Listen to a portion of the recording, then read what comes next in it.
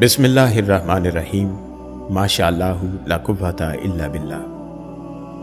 حضور بابا جی سرکار فرماتے ہیں،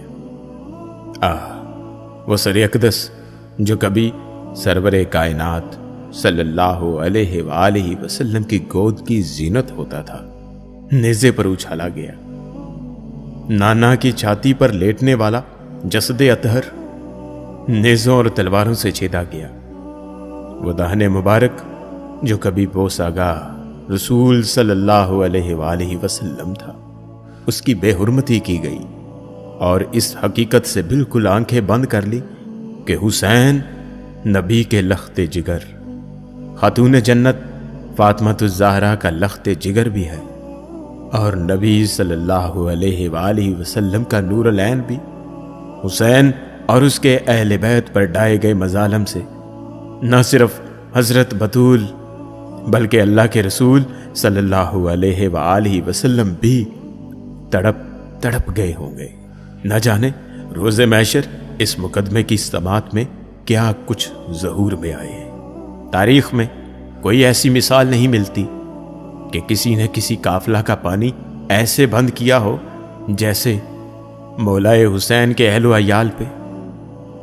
دریائے فرات کا پانی گدھوں نے پیا، خنزیروں نے پیا، لیکن حوض کوثر کے ساقی صلی اللہ علیہ وآلہ وسلم کے اطہر و اطیب نواسا کے شیر خوار معصوم بچوں کو پانی کی ایک بوند تک نہ ملی۔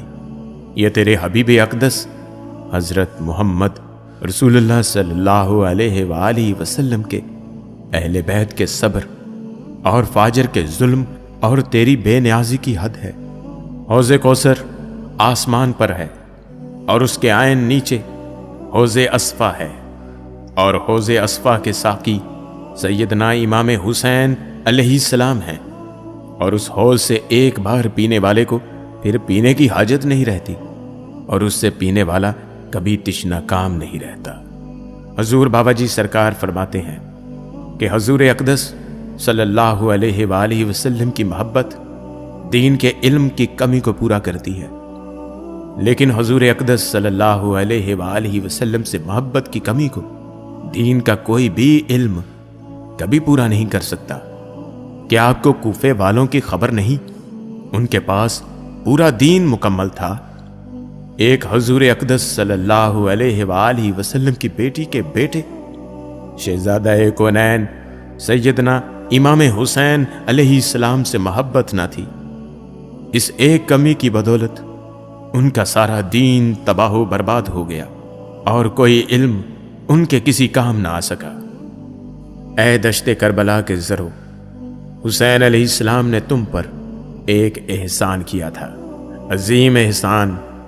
جب علی اصغر کے حلق میں تیر پیوست ہو گیا تھا، خون کے فوارے پھوٹ پڑے تھے، تو انہوں نے چلو میں خون بھر کر آسمان کی طرف اچھال دیا تھا۔ اگر وہ اس خون کو تم پر انڈیل دیتے تو تم جل اٹھتے، قیامت تک کے لیے دہکتے ہوئے انگارے بن جاتے۔ دیکھو اس احسان کو کہیں بھول نہ جانا۔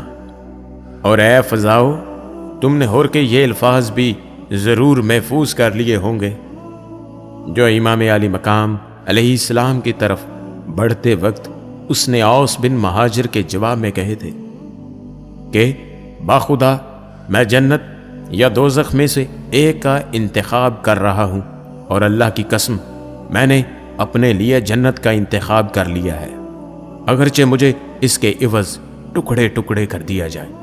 اور پھر گھوڑے کو ایڑ لگا کر لشکر حسین علیہ السلام میں پہنچ گیا تھا۔ حسین رضی اللہ تعالیٰ عنہ کا سر ابن زیاد کے سامنے رکھا گیا تو اس وقت مجلس حاضرین سے بھری ہوئی تھی۔ ابن زیاد کے ہاتھ میں ایک چھڑی تھی جو آپ کے لبوں پر مارنے لگا۔ جب اس نے بار بار یہی حرکت کی تو زید بن ارقم رضی اللہ تعالیٰ عنہ یا انس بن مالک رضی اللہ تعالیٰ عنہ چلا اٹھے، اے ابن زیاد، ان لبوں سے چھڑی ہٹا لے، خدا کی قسم میری ان آنکھوں نے دیکھا ہے کہ رسول اللہ صلی اللہ علیہ وآلہ وسلم اپنے ہونٹ ان ہونٹوں پر رکھتے تھے اور ان کا بوسہ لیتے تھے۔ وما علینا الا البلاغ، فیضان فیض حضرت ابو انیس محمد برکت علی لدھیانوی قدس